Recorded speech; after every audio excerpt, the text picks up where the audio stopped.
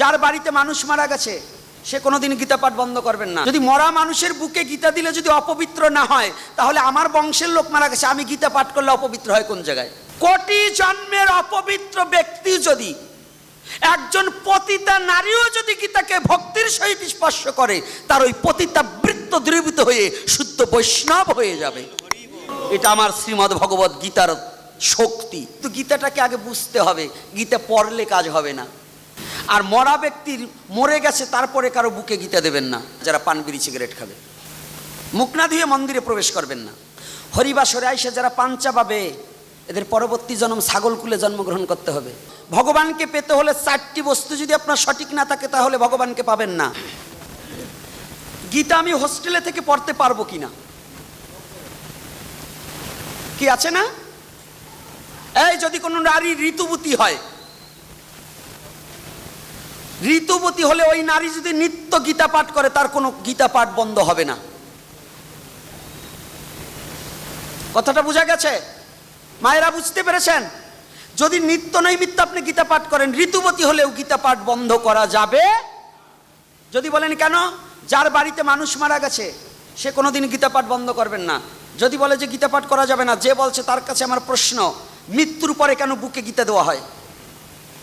যদি মরা মানুষের বুকে গীতা দিলে যদি অপবিত্র না হয়, তাহলে আমার বংশের লোক মারা গেছে, আমি গীতা পাঠ করলে অপবিত্র হয় কোন জায়গায়?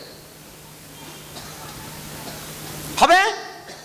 শ্রাদ্ধ বাসরে গীতা পাঠ হয় না? ওই মাটি কার? আমার বাড়িতে বসে আর একজন পাঠ করবে, তা যদি পবিত্র হয়, তা আমি পাঠ করলে অপবিত্র কোন জায়গায়? কি অপবিত্র হবে? এই কথার উত্তর দেন, ওদিকে পরে দেখেন। কথার উত্তর দিতে হবে আগে। কি অপবিত্র হবে?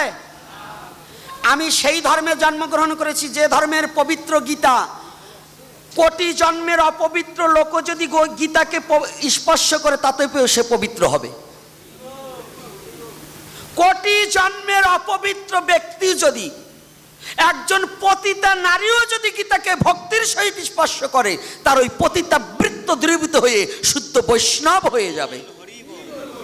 এটা আমার শ্রীমদ্ ভগবত গীতার শক্তি।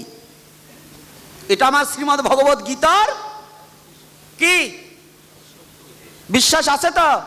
এই মাই, ওদিকে তাকাও, এদিকে তাকাও,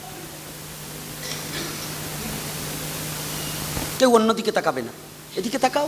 এগুলো তোমরা ওদিক দিক তাকাতাকি করলে আজকে যে কথাটা হয়েছে, মনে হয় না এই পাঠের এইরকম বলে, কেউ বলে সৎ সাহস নিয়ে বলতে চায় না। আর আমার কথা ওখানে না, সত্য কথা বলতে আমার ভয় কিসে? এটা কি ব্যক্ত করাই তো আমার ধর্ম। আমি পাঠক নই, আমার হচ্ছে জাতিকে রক্ষা করার জন্য যা যা করণীয় তাইতেই আমি করব। আমি পাঠক নই। আপনার কৃপা করে আপনাদের চরণে জায়গা দিয়েছেন, এটাই যথার্থ। কিন্তু আমার কথা আমি বলে যাব, মহাপ্রভু যাহা বলায়। কিন্তু এই নয় যে আমার সনাতন ধর্মকে ক্ষুণ্ণ করে আমি ওই 3 দিন কেঁদে কেটে চলে যাব, ওইটা হবে না। সনাতন ধর্ম কিটা আগে বুঝতে হবে, এটা জানতে হবে। এর উপরে আলোচনা। ধর্ম সম্বন্ধে যদি আমি না জানি, তাহলে ধর্ম পালন করব কি করে? আগে বুঝতে হবে না? তাহলে গীতার শক্তি কত? একজন পতিতা নারীকেও বৈষ্ণবী করতে পারে, একজন দুর্চরিত্রা পুরুষকেও সঠিক পথে আনতে পারে। কিন্তু গীতাটাকে আগে বুঝতে হবে। গীতা পড়লে কাজ হবে না, পড়ার বুঝা কিন্তু এক নয়। কি পড়ার বুঝা কি এক? আমি আক্ষরিক জ্ঞান আছে পড়ে গেলাম, শ্লোক 700 মুখস্থ করলাম, কিন্তু কি বলছে এটা বুঝতে পারলাম না, তাহলে আমার কি হলো? হবে বাবা? তাহলে বুঝতে হবে। তাহলে বুঝতে হলে কি করতে হবে? বুঝতে হলে খুঁজতে হবে। আর খুঁজতে হলে কি করতে হবে? কিছু বুঝতে হবে। এটা কিন্তু সাবধান। তো এইবার গীতায় আপনাদের কাছে সবিনয়ে চরণে হাত রেখে বলছি, আপনার প্রত্যেকের বাড়িতে অসহ্যের কালেও গীতা পাঠ বন্ধ করবেন না।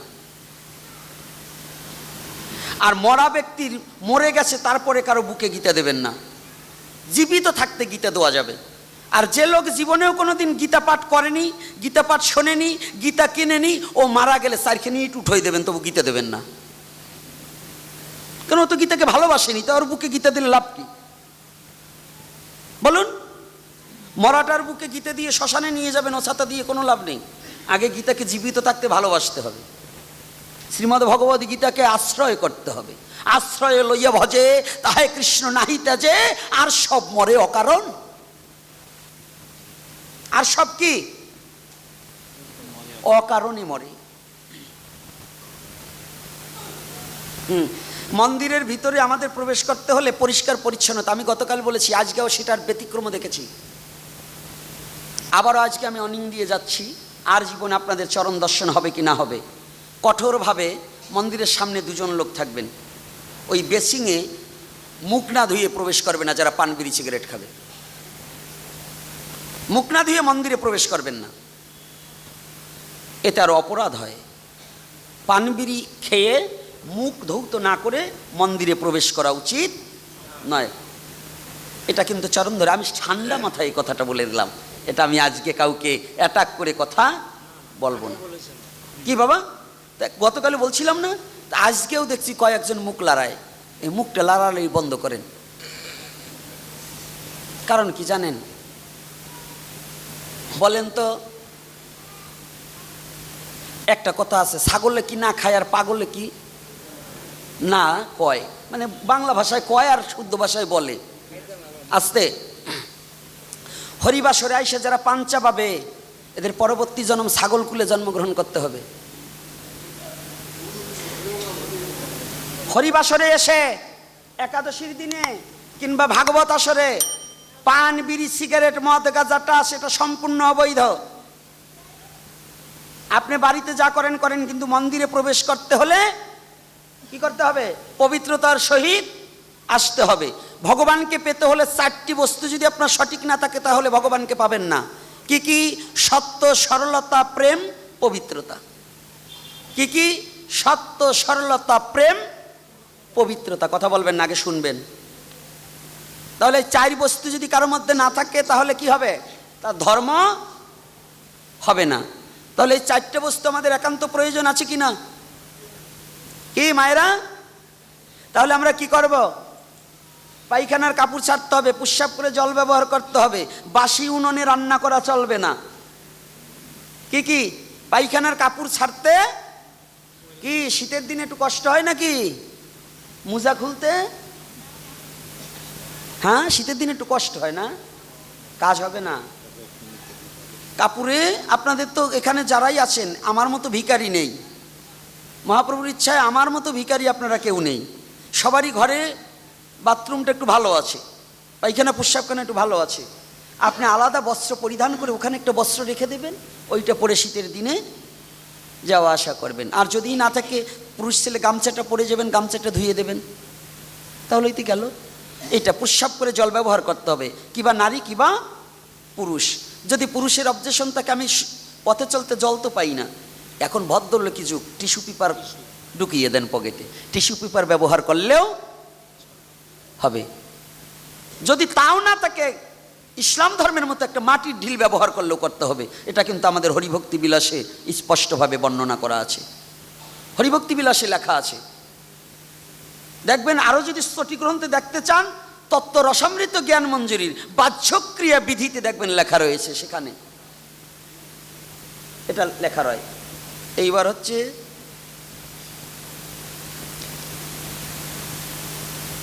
আর একটা কথা কি জানো, একটা প্রশ্ন আসছে, মা বাবা মারা গেলে শ্রাদ্ধের দিন মাছ দিয়ে সেবা প্রদান করা হয় কি ঠিক?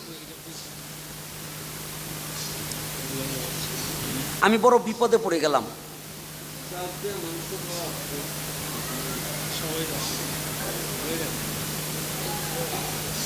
এই ধর তো,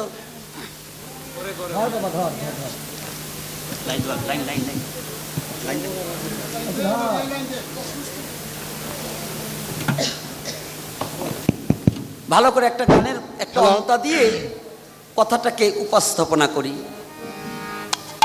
ও তুই জেনে শুনে করগে পিরিত, ও তুই জেনে শুনে করগে পিরিত, শেষ ভালো যারায় যাতে না জেনে মজো না পিরিতে। আগে জানতে হবে, তারপরে মানতে হবে। ও তুই জেনে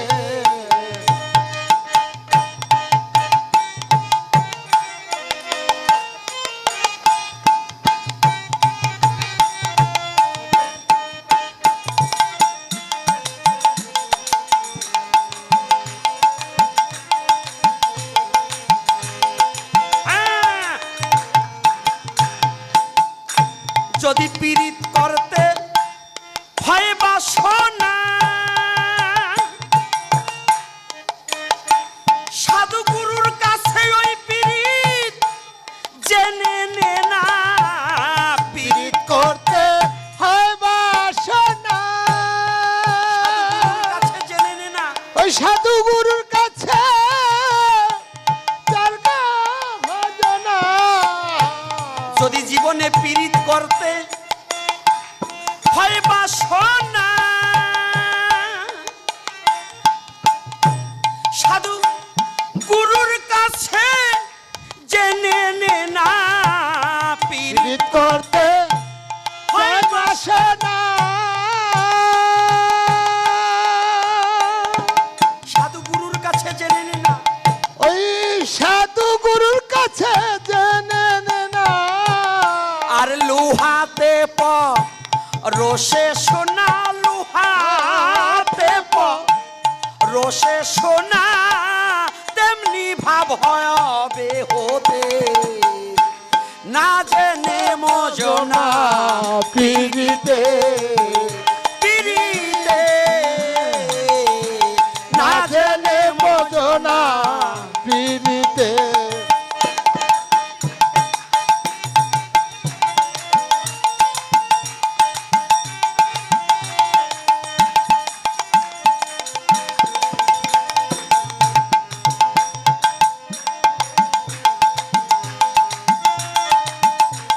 হ্যাঁ।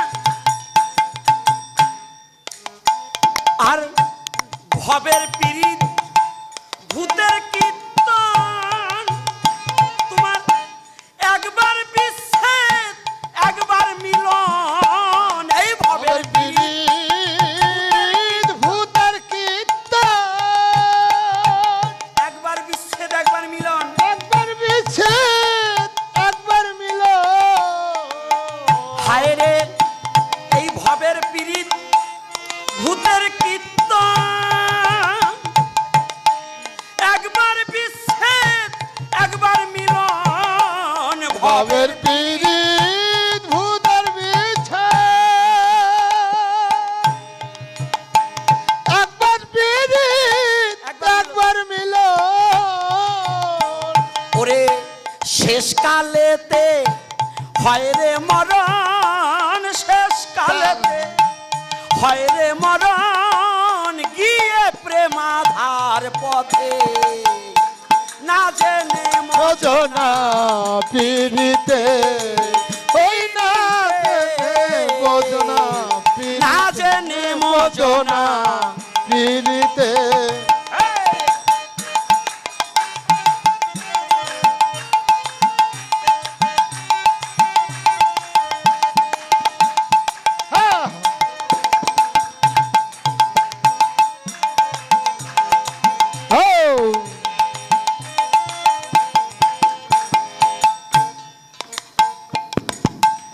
এক পীড়িতে বিভেদ চলন, কেউ স্বর্গে কেউ নরকে গমন। এক পীড়িতে বিভেদ চলন, কেউ স্বর্গে কেউ নরকে কেউ গমন। স্বর্গে কেউ বা নরক। কথাটা বোঝা গেছে? বস্তু একটা, প্রয়োগের আলাদা তাৎপর্য। কেউ স্বর্গে আর কেউ, ধর্ম করলে নরকেও যায়, ধর্ম করলে ভগবানের চরণও পায়। ধর্মে কখনো অধর্ম হয়, তাই বলছে এক পীড়িতে বিভেদ চলন, কেউ স্বর্গে কেউ নরকে গমন। এক পীড়িতে বিভেদ চলন, বিদেশরে কেউ স্বর্গে কেউ নরকে গমন। কেউ স্বর্গে কেউ বা নরক। ওরে ভেবে বলে ফকির লালন, ভেবে বলে ফকির লালন, একই লীলা জগতে না বুঝে ভজনা পীড়িতে পীড়িতে না বুঝে মজনা পীড়িতে। হে!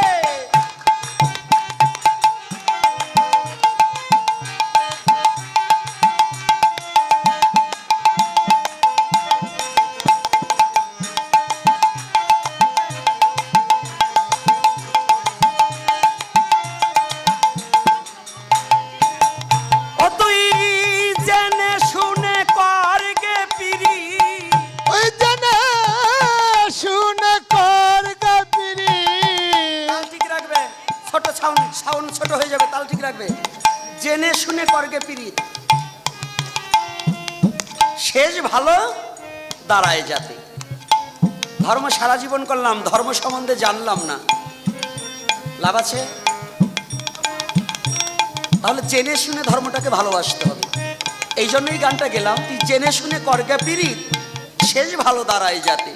শেষটা কি? প্রথম আমার শিশুকালে একজন অপরাধ করলে সেটা কিন্তু কোনো অপরাধের মধ্যে নয়। কি অপরাধের মধ্যে? কিন্তু যৌবনে যদি অপরাধ করে, সেই অপরাধের তরে তার জেল হতে পারে, হয় কি না? শিশুকালে যদি কেউ অপরাধ করে তার জন্য কোনো জেল হয় না, কিন্তু যৌবনে যদি এই বার্ধক্য বয়সে কেউ অপরাধ করে সেই অপরাধী কিন্তু মাফ হয় না, হয় কি? তাহলে কি?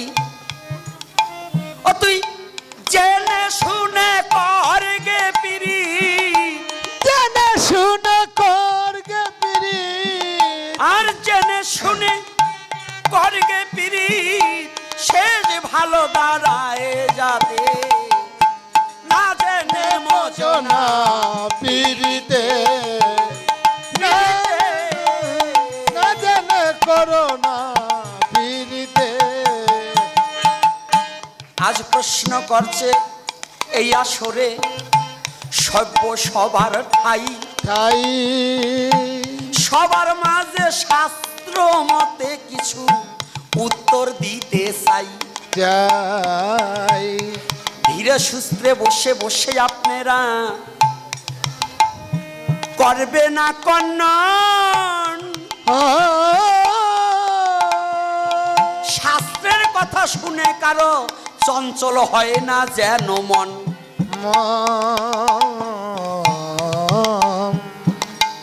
এই কলির যুগে শ্রীকৃষ্ণ চৈতন্য মহাপ্রভু যিনি এসেছেন ভবে, ভাবে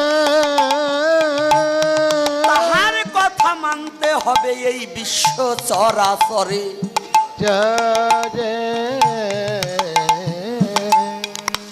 মহাপ্রভুর ঘোষণা যজ্ঞ, কিন্তু কলির যুগে নাম যজ্ঞ ভিন্ন চলে না, চলে না। পড়ে দেখবেন আছে চৈতন্য ভাগবতে শাস্ত্র মতে মতে মহাপ্রভু দিলেন ঘোষণা, পিতৃ শ্রাদ্ধে মাছ মাংস কিন্তু কখনোই চলে না, চলে না। আর সুরছন্দে ধীরে ধীরে কথা করিব বর্ণন। বর্ণ ভক্তির সহিত ভক্তগণে তা করবে না কর্ণ। আজ বাবা তাল ঠিক রেখে যাবেন। এখন বর্তমান আমাদের বাংলাদেশের প্রধানমন্ত্রী কে গো? শেখের বিটি না? শেখের বিটি না? শেখ হাসিনা মাননীয় প্রধানমন্ত্রী, আমাদের বাংলার দেশনায়ক। আচ্ছা, সে যে আইন এখন প্রণয়ন করছে তার আইন মানবো না ওই ঈশ্বর চাচার আইন মানবো? কোনটা? এখন বর্তমান যদি কেউ যে দলই যে করুক, যদি প্রধানমন্ত্রীর আইন না মানে সে জেলে যাইয়ে মরুক। কি কার আইন মানবো? প্রধানমন্ত্রীর আইন? দাপর যুগে কি আইন হয়েছে ওটা জানার দরকার নাই না। মহাপ্রভুর আইন মানিব আমরা জানিব সবাই।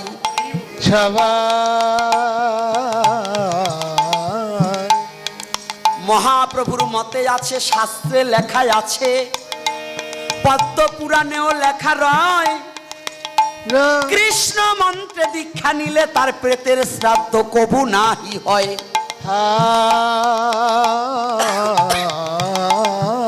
প্রেতের শ্রাদ্ধ যাদের হবে তাদের মাছের পিণ্ড হয়, মাছ দিতে হয়। কৃষ্ণ ভক্ত যারা যারা তাদের ওই কার্য আর নয়।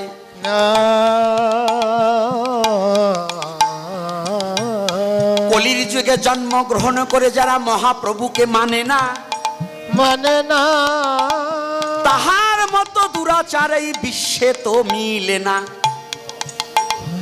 যদি ব্রাহ্মণ কুলেও জন্ম হয়েও যদি মহাপ্রভুকে না মানে, তাহার চরণে প্রণাম আমরা করিব কেমনে?